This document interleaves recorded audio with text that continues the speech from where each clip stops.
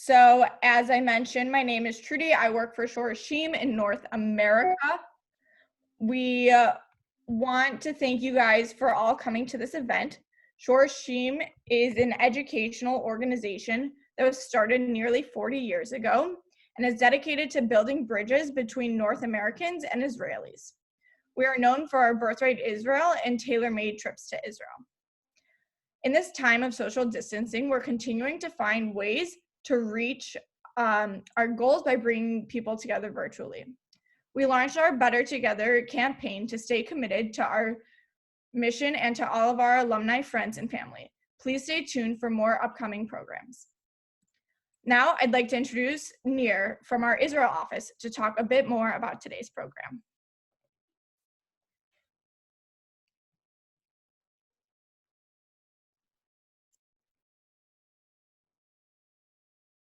Hi everyone, my name is Nir and I work for Shorashim in the Israeli office at our tailor-made special trips department. And I have gotten to work with Tzipora for multiple times with our groups. And I'm really excited that we get to listen to Tzipora sharing her story now today online. And yeah, she's gonna talk about herself, tell her story, and then at the end we're gonna do the questions. You send them to Trudy, and then you go up and ask the question personally to Tzipora. Thank you, Tzipora. Okay. Can I begin? Yes. Is it for me to begin, Neil? Yes, כן, ציפורה, תתחילי. Okay, thank you very much. How many participants are today? We're about 70 people right now. Okay, so good day, everybody. I'm happy to be again. I spoke yesterday to an audience of 75 people, and Neil asked me to speak again today, so it's not usual for me to do a second time session, but considering the importance of this meeting, I consented, of course, with all my heart, and I'm happy to be with you again. Now, okay, one moment. Now, my name is Tzipora Gershon. I'm a Jewish Israeli woman. My age is 83. It means that I was born in 1937 in Europe. Yesterday, I asked the audience a question that I do not want your answer. The answer should be for yourself. And the question was, why are we here? Why do I consent to speak to you? And why are you interested in listening to me? This is not something to be taken easily, because people usually meet when they are interested to be meeting. So this is my first question. But today I have another question, and this is, what is the connection when what is happening today to our humanity? I mean, the coronavirus crisis and the Holocaust crisis. Is there anything that combines that is it so different, or it has something to have in common?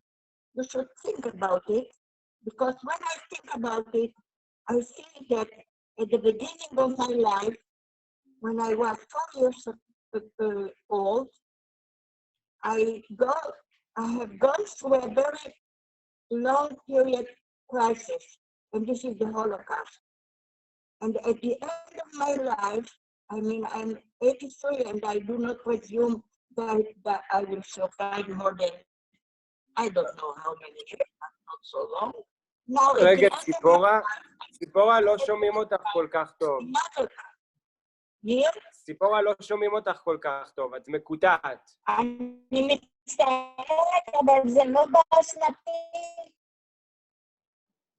אני לא יודעת למה. יש רגע. משהו שקט ולא שומעים, אני נורא מצטערת. לא, לא, בסדר, רק פשוט ניר? אולי קצת תזיזי את הטלפון. אני פשוט, הוא בדיוק ככה, להחזיק ככה. גם הוא לא, הכי כמו טוב. קודם זה בסדר, פשוט קצת לא שמעו אותך טוב. אבל אני רוצה להגיד שבהתחלה, כשנפגשנו, היה קול, ופתאום הוא נהיה יותר שקט, ואני לא יודעת למה, כי זה לא באשמתי. זאת אומרת, את יכולה... עכשיו it's שומעים? fine. את יכולה להמשיך, ציפורה, שומעים אותך טוב. אוקיי. אז להתחיל מההתחלה? לא, לא, את יכולה להמשיך, שמעו אותך, פשוט זה נהיה קצת קטוע באמצע. אוקיי, בסדר. So I will continue. Now, okay. So, as I told you, when I am thinking about, everybody's thinking about his life, so I came to the conclusion that at the beginning of my life, I had to survive a crisis, a big crisis. And this is the Holocaust. And at the end of my life, I have to survive another crisis. And this is the coronavirus crisis. And is there anything common between these two crises? And why should I live twice on one crisis? Why should I have two crises in my life? So I asked her to think, is there anything common between the first, the Holocaust, and the coronavirus crisis? But this is all. And I do not want you to answer. I just want you to think about it. That's all. Now I will tell you something about myself. As I told you, I was born in 1937 in Romania, in a very small city containing 130,000 citizens. It's a very small city. It is very much like the city that I live now. I live in Rehovot, in a very small city, a very small town, I should think. It is called Rehovot. It is a very small one. If I compare it to the cities in the States, it is a very small town, okay? Now, 10 years before I was born, 10 years before I was born, I mean in 1926 or 27, a person called Adolf Eichmann, he was staying in a prison, and he wrote a book. The book is called My Kampf, and in this book he wrote his ideas about the future, and he wrote about two very important things. First of all, the racial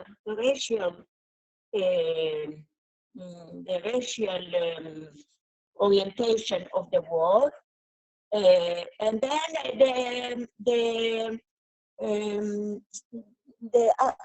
final solution of Jews. He wrote about two things. Okay, in the racial theory, he told the humanity that there are three kinds of human beings. First of all, there are the Aryans, and then the Slavians, and then the Jews. And the Aryans are the superhumans. The Slavians, I mean the Russians and so on, they have to just to be slaves to the Aryans. And the Jews are not even human beings. They are under human beings.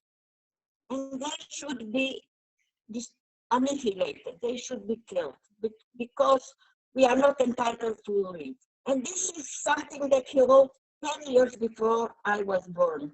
Meaning that when I was born in 1937, there were persons who just declared that I'm not entitled to live. Why? Did I do anything No, I didn't do anything.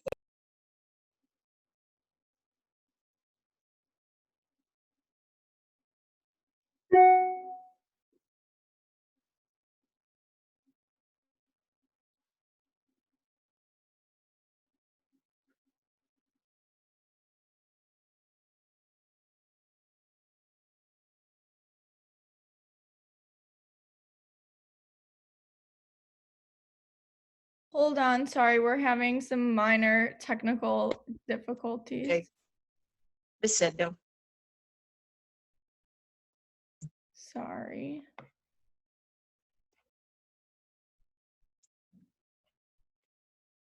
רגע. Tzipora. Okay.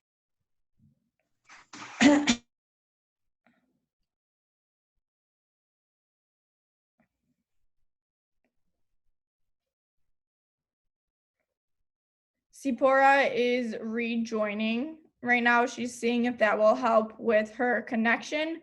If she logs out and rejoins, if that will help her connection. So just a little update of what is happening. Sorry for the inconvenience, and I apologize for that.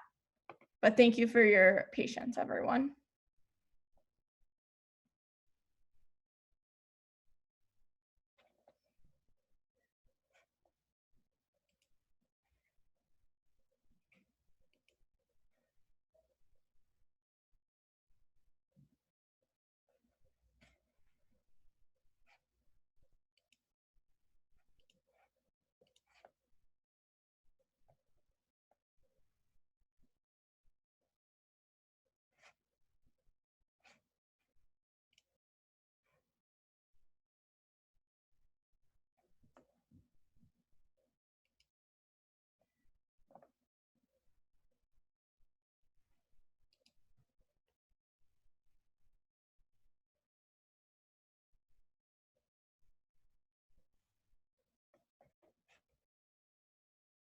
As we wait, if you have any questions that you want to start sending my way, please feel free to do so.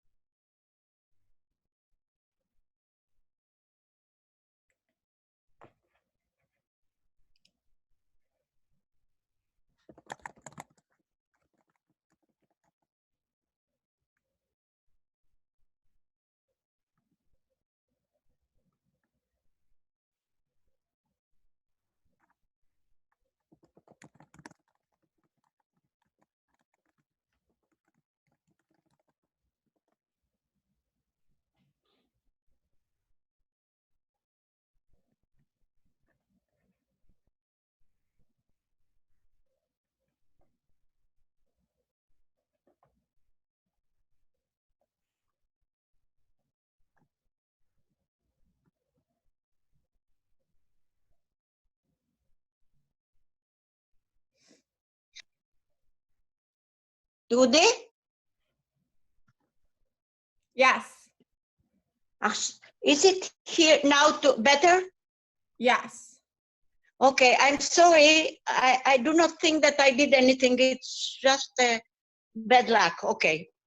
Can I start Can I start now? Yes. Okay. So shall I start from the beginning? No.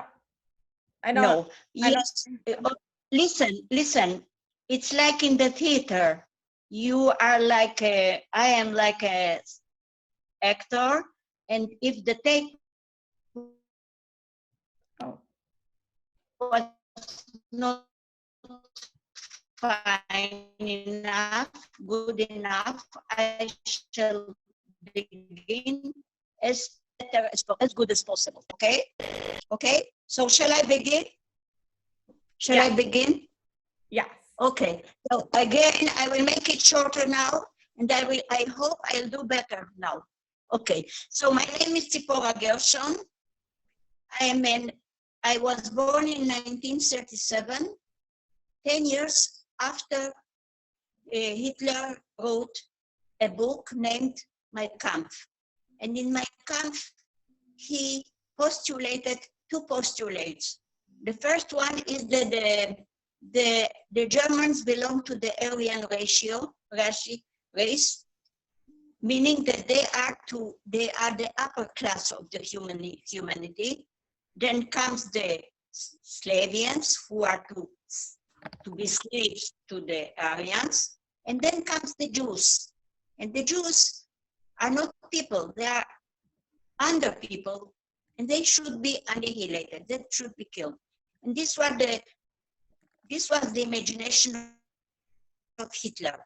It means that 10 years before I was born, somebody has decided that I'm not entitled to live, not because I did anything, only because I was a part of people who are not entitled to live. And this is when I was, and in 1937, I was born in Romania, in a very small city. It is called Brăila, and I will show you now the map of Romania, you see. And I was born here, in a point like here, okay? And this is the whole Romania. And at this year, at this 1937, in Romania, we had 800,000 Jews. Here in this part, in this red part, we had 400, and in the other areas, other 400. And at the end of the war, 400 survived, almost 30,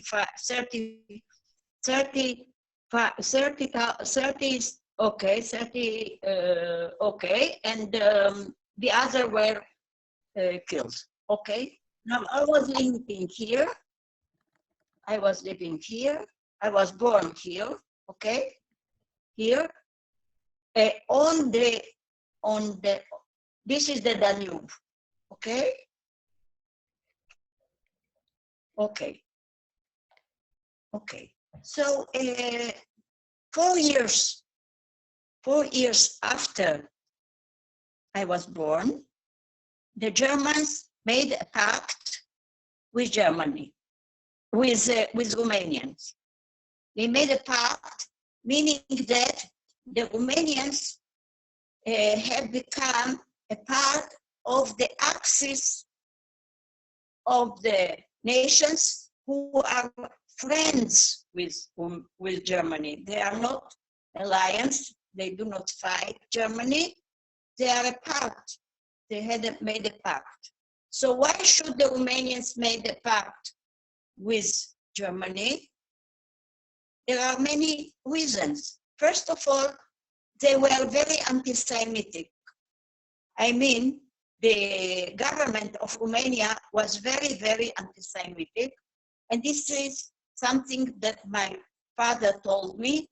He suffered from anti-Semitism through all his studies in the University of Bucharest. He was a physician, he was an obstetrician, and it was very, very hard to be a Jew and a student in the university through this period. So all the population was very anti-Semitic, and they were embracing Germany with ardor.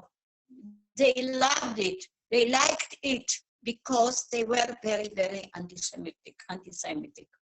Secondly, the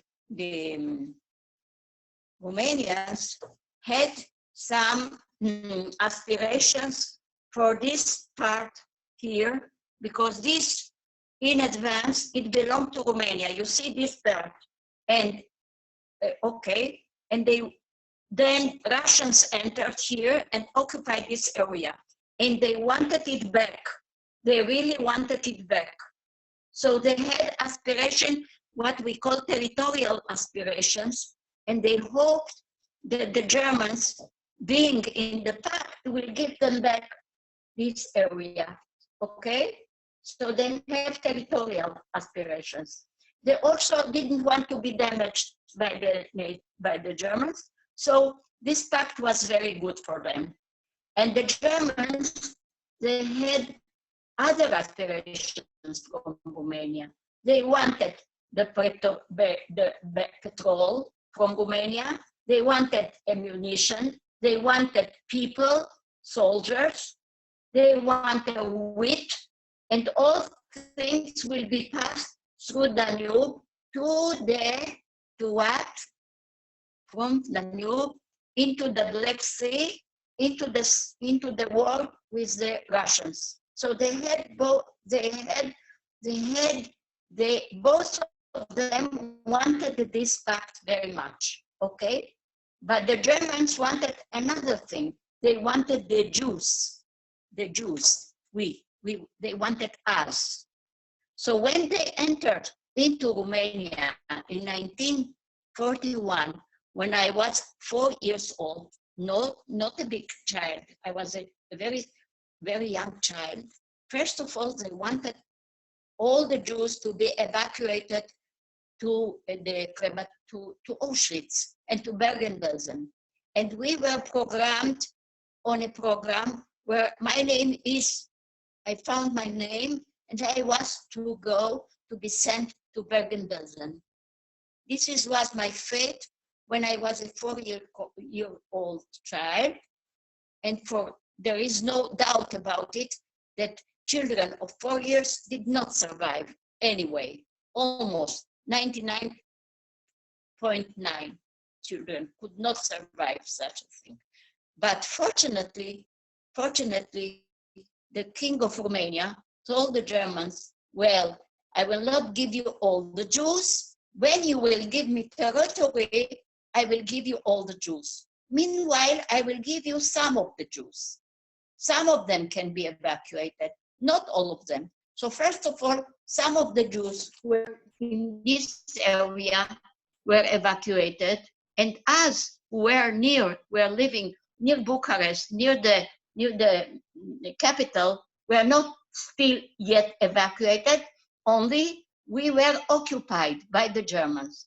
So this is how it comes that they entered into our town, and because we were on the Danube, and because we were a port, it was a strategic, although it was a very small town, but it was strategically very important to the Germans because they passed everything from Romania to the east. Okay, so they occupied our town.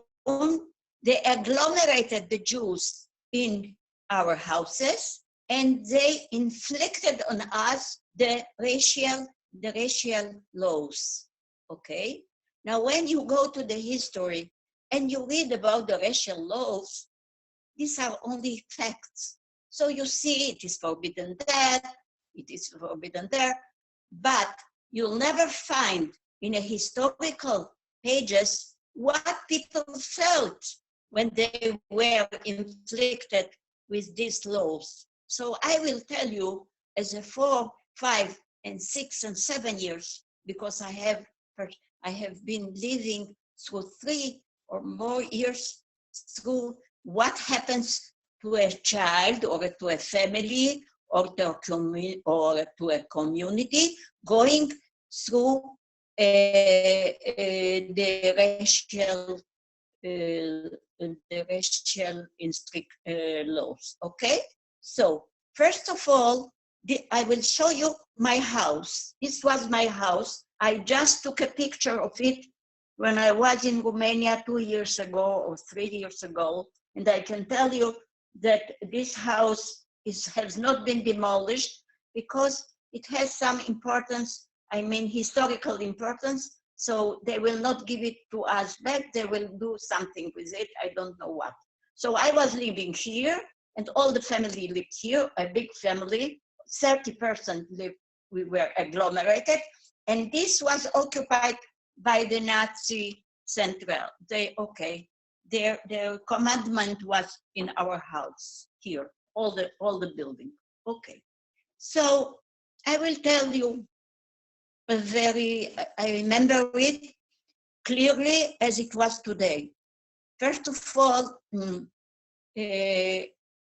people were not allowed to work. So all the adults remained at home, and they were not allowed to work. Why?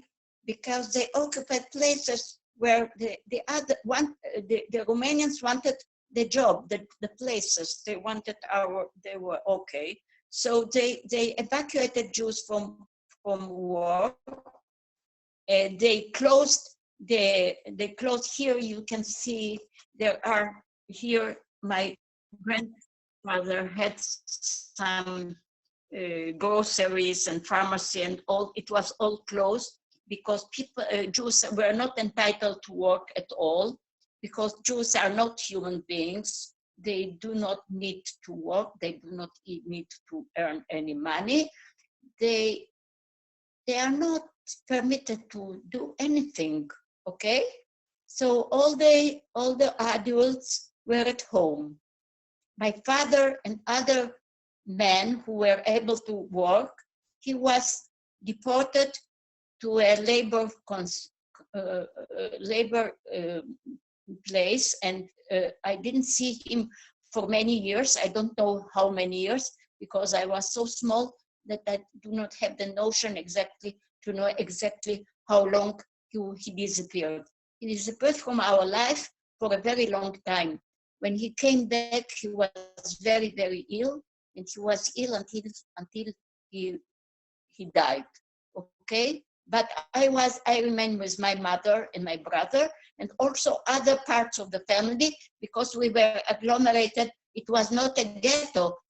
Was only agglomeration of people in our houses.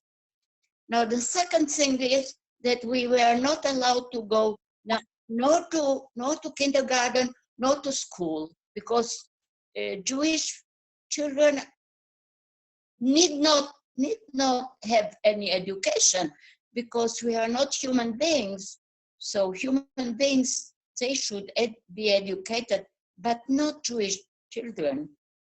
So we have to remain at home, in our home all the time through. We were not permitted to go outside in the street. It was very dangerous to go in the street, because the moment a child went in the street, he was a target to German soldiers usually, and they targeted little children in order to kill them or to do something to them.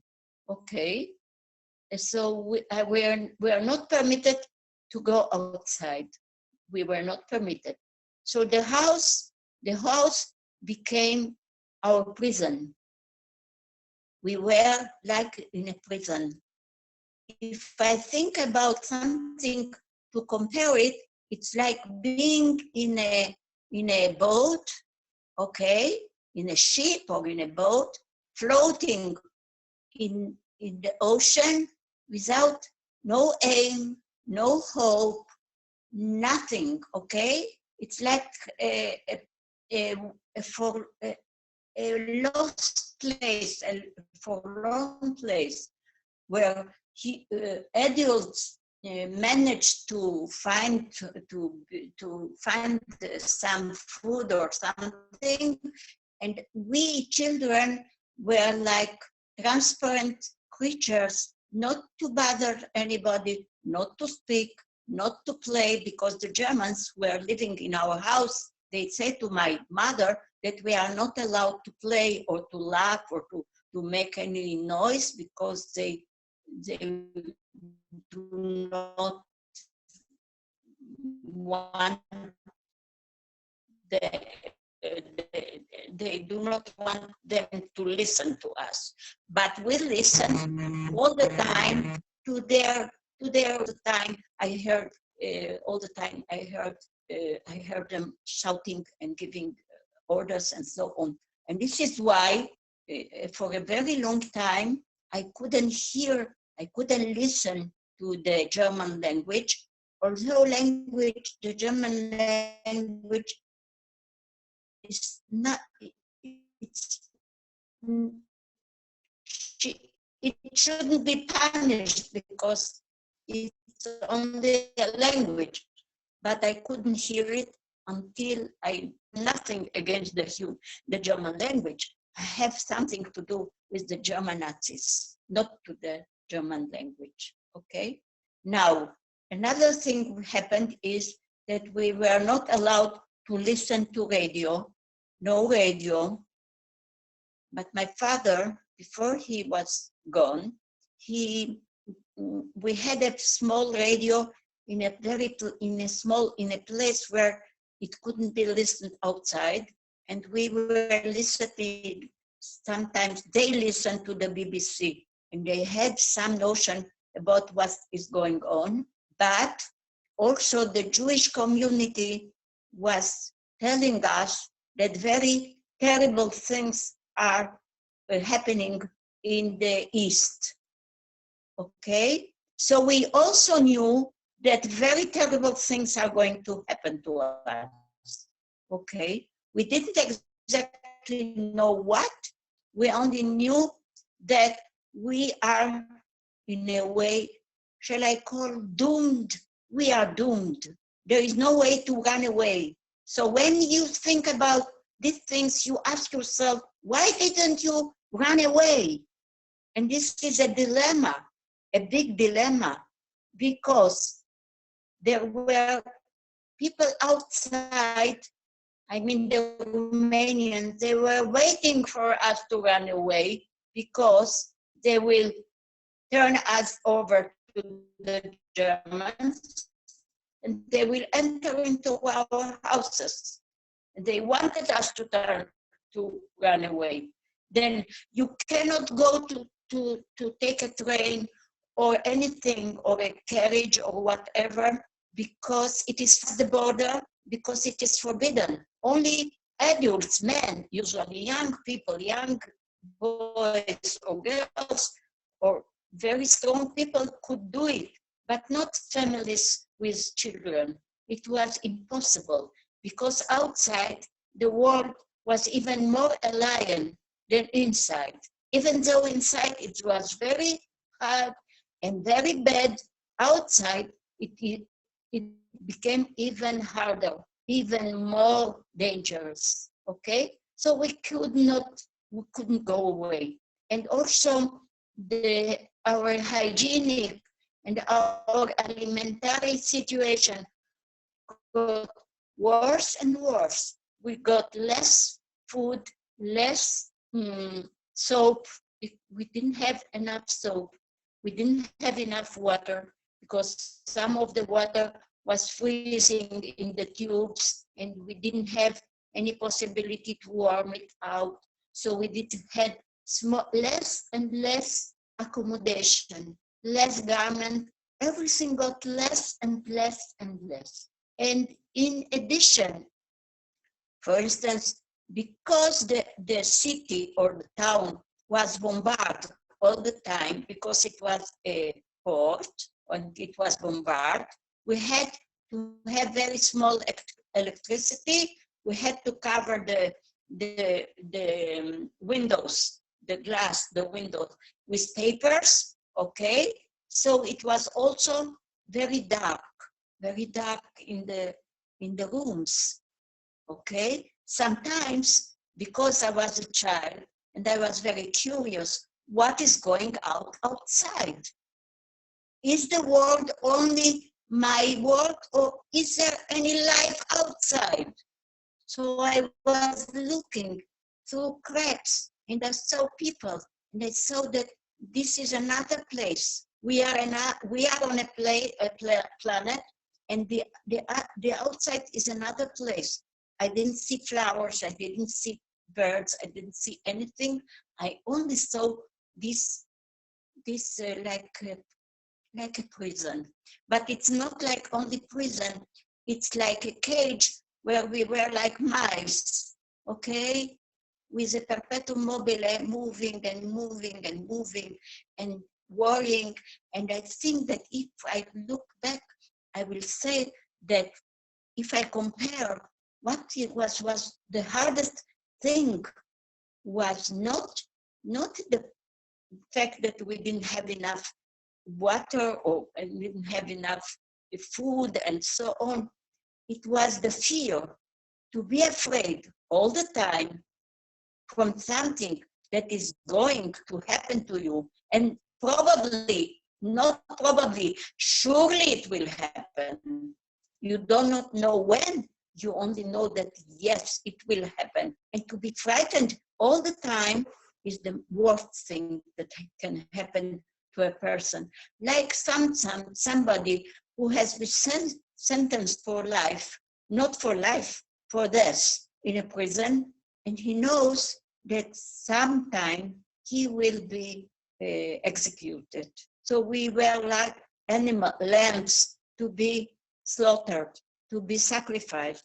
Why? Why? Did we do anything? No, we were just Jews. That's all. This was our blame. And shall I tell you that nobody was shocked that we are to be slaughtered? Nobody helped us.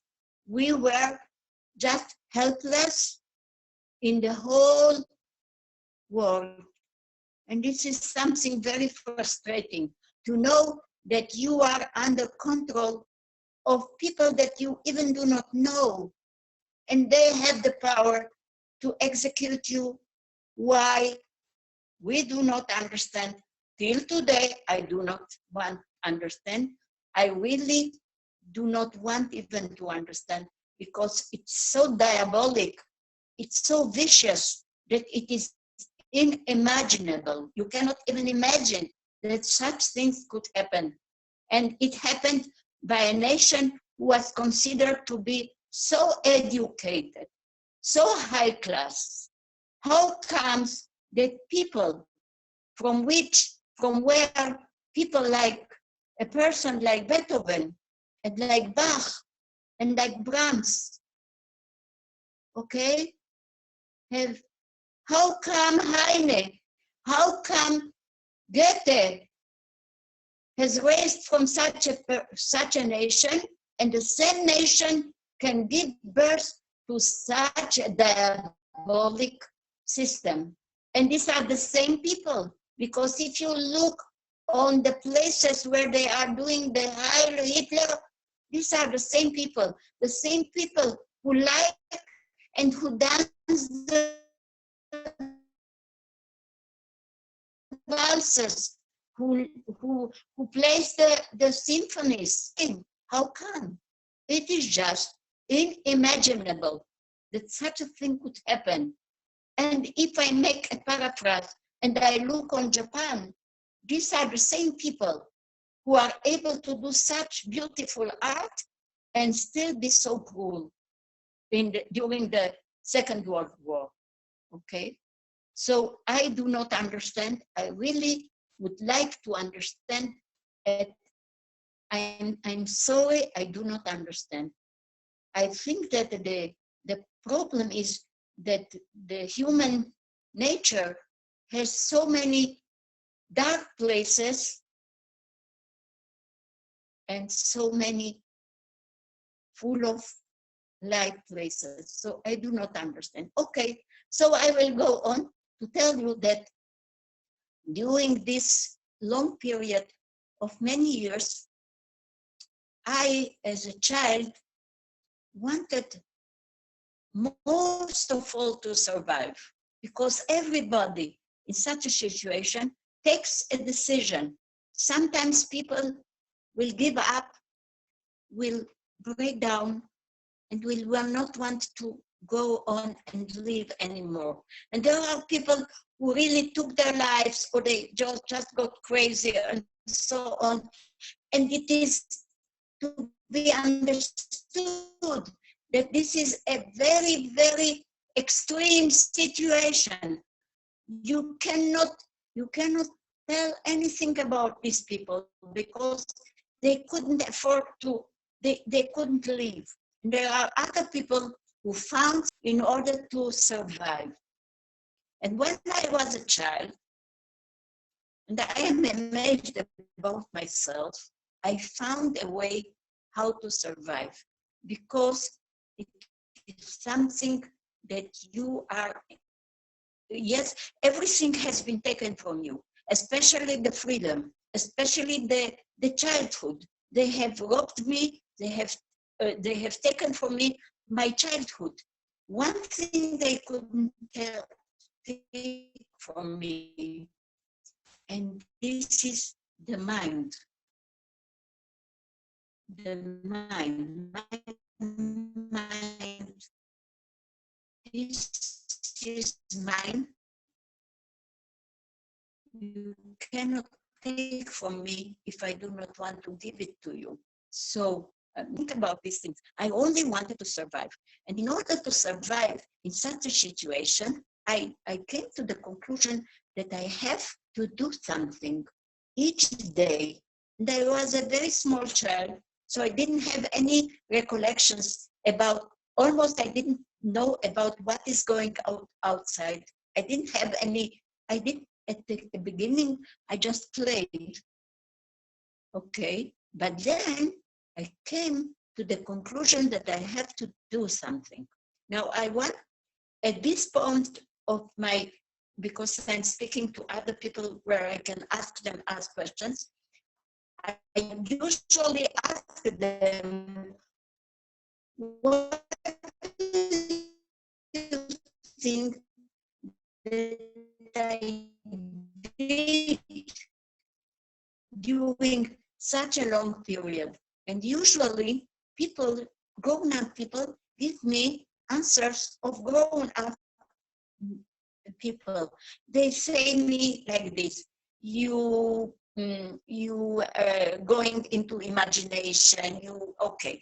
These are answers you didn't give hope. Okay, these are answers for grown-up people. But children, they give me other answers. And first of all, you begin to paint. Okay, and this is right. But painting is not one young child who told me, maybe you learn to write. And this is what had happened. Because when I was 4 or maybe 4.5, okay, please teach me to write. And somebody, I remember exactly that I was taught to write. When I was taught to write, it was not very difficult for me to begin to read, because Romanian is a very, very simple, usually it's very simple to read. It has almost no pronunciations, but everything that you write, you read. So I began to read. First of all, simple books. Then I went on with more sophisticated books until I conquered the library, of my father, who was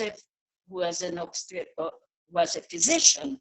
So I knew everything.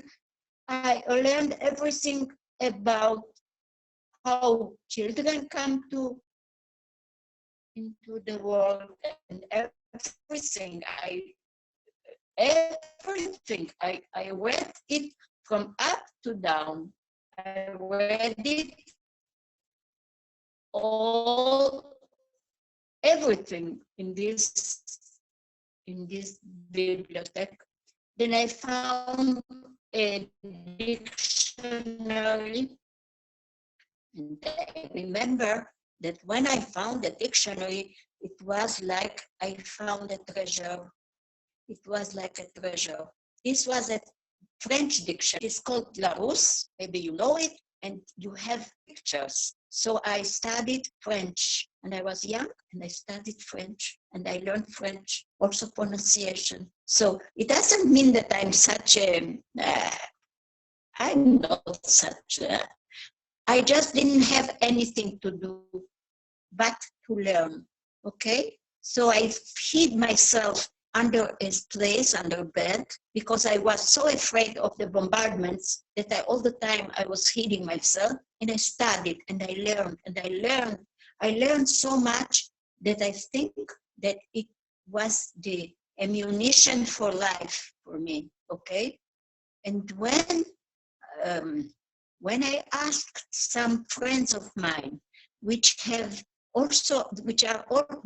are also survivors, and I asked them, how did you survive? How did you survive such a bad period. And they told me, first of all, it is a miracle that we survived.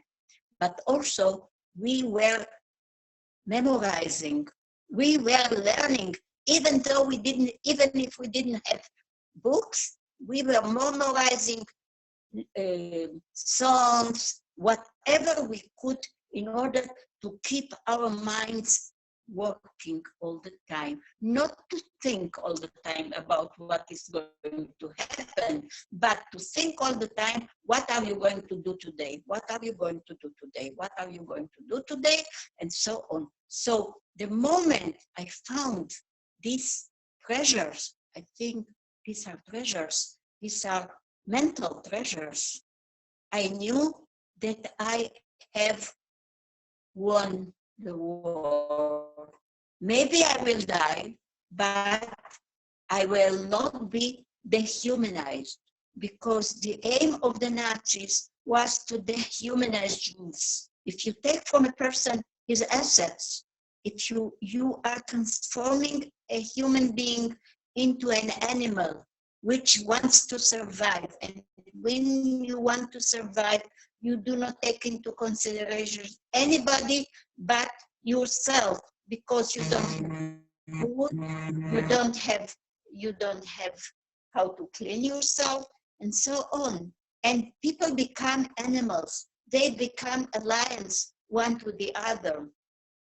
And in order to survive such a situation, you shouldn't lose your humanity. And through learning, and through memorizing, and through working with your head, you are declaring, I am not an animal, I am a human being, and you cannot break me down. And this is what happened when I was a young child. And this is what has given me the possibility to turn the tragedy of my life into something which has a happy end, because I really succeeded to overcome this very dark period of my life. When at the end, almost at the end of this period, have come into conclusion. They have to kill us. They have to kill us. Why? Because they say to themselves, okay, maybe we are losing the war, but we have another aim, and this is to finish with the Jews, to kill them. And we were Jews. So maybe we lost the war, but we are not going to lose the Jews. And this is why they have killed the 1 million, or I do not know exactly, maybe 1 million of Hungarians, us too. Okay, so we were one day we were taken to the trains, they told us to come to the train station with a very small package, because we are to go by train to the east. But we knew exactly what does it mean. It means that we are to be exterminated.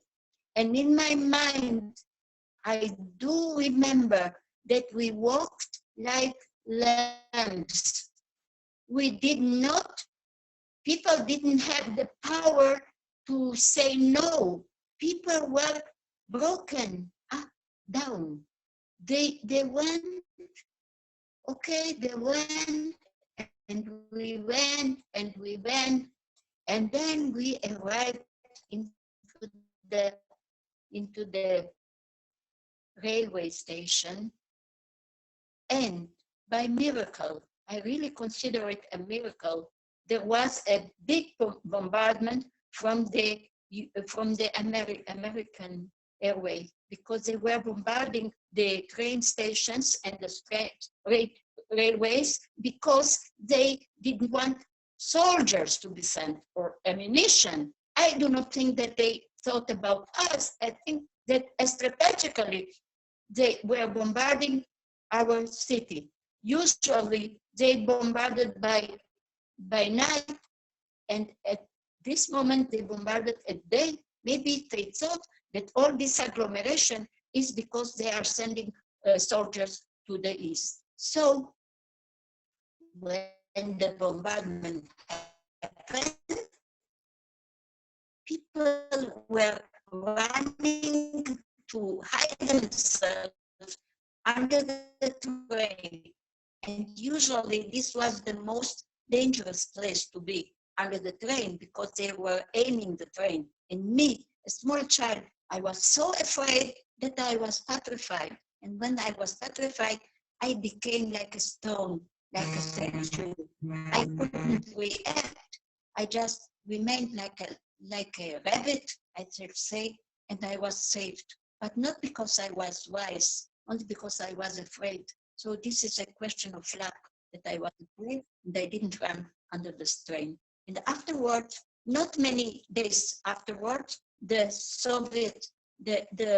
Russians entered and the Germans flew away. After the Germans came the Russians, and they were like, I do not want even to tell you that they were crazy, because they came from the Russian area, and the Russian soldiers, they were, I don't have any paraphrase to even describe their. I have many stories to tell about it, but I will not enter into it. Then my father came back and he told my mother, now that I am alive, now we have to take ourselves and leave Romania. And I think in a few days, we just parted from Romania. We were passing the border of Bulgaria immediately. We threw away our identity. We became people without country, what we say, and we sailed away. We sailed away by a ship, which was called Haganah. It was a ship. This is our ship, and we entered into the Black Sea. We were seized by the British frigatas or whatever, and they transferred us from the boat into another boat, and then we were taken to Cyprus. So I ended my imprisonment in Romania, and now I go in another imprisonment, and this is in Cyprus, where I spent this. Maybe I will find, okay, I will find. This is the camp. I was in camp 70. You can see here, 70. These are the tents. We lived here for 1 year. So, Tzipora, we can't see the image. Ask me, were you miserable? No. Were you afraid? No, because I knew that I will not be killed. Okay, shall I end is it okay? Shall I end? Yes, I do not hear you. Yes, we're gonna do one question. Do you have the image you showed of the camp? Because you were frozen. So do you have the image you showed of the camp? Can you show it again? Yes, this is the camp. Okay. Okay, we were living here in camps. Okay. And it was taken, this picture was taken when in 5th of May, when the independence, when the Israeli state was declared, there came a photographer flag, okay? because you can see I was in Camp 70, okay, 70, and it was taken at the day when the Israeli state was declared. Okay, we were enabled, we were permitted to come to Israel. Can I go on, or is it okay? Do I have to finish? So we're at the end of the time. So we were gonna move to question. Yes. Okay. Okay. How much more did you want to say? I want only to tell you something about myself, because maybe yesterday I didn't do enough. Okay, so let's say it. Let's say it. Okay, so I can tell you about myself that I first of all, when I came to Israel, I lived in a what we say Bet Olim, we called it, for several months. Then I moved to Haifa. Then I studied my secondary school. I just coped for the period that I could not. I had to do it as quickly as possible. Then I served in the army. Then I studied microbiology. I'm a microbiologist. I'm a scientist, and I'm a lecturer in the Faculty of Agriculture in Rehovot, and I'm very proud of the fact that although I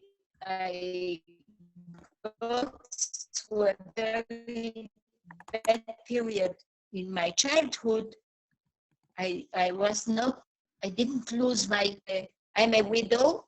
I have 5 children, and I have many grandchildren, and I'm very proud to be a human being, a woman, a Jew, and an Israeli. I'm very proud of it. So that's it. So if you have anything to ask me, please ask me. Okay, so we have a question from Mia C. So I'm going to unmute Mia and let her ask her question. Hi, Tzipora. I'm Mia, Okay. and I love that you're a microbiologist. I study neuroscience. Okay. And yeah, so I was originally going to ask about how your education continued, but you answered that. So I instead want to know that it's incredible the amount of languages you seem to have command of. And did you learn your English when you moved to Israel? And how many languages did you learn to speak in your lifetime? Okay, so first of all, I found out that the moment that I began to learn languages when I was such a young child, probably it improved the center of languages in my brain. Probably, I'm sure about it, and Yes. therefore I like the speak. I speak not only. I do not speak English as it should be. No, and other languages. But I know a lot of languages. I love it because I will want to tell you that I like to travel. And when I travel to different places, if I am able to speak, then I can have contact with people. And usually I like to speak to waiters, to people who give us their services. This is the way that you know the country, not just ordinary tourism. Because in tourism, when you are just traveling, you do not know the country. You know maybe the view, and it is very beautiful, but you have to speak to people in the street. You have to speak them in the restaurants. You have to speak them in the shops and so on.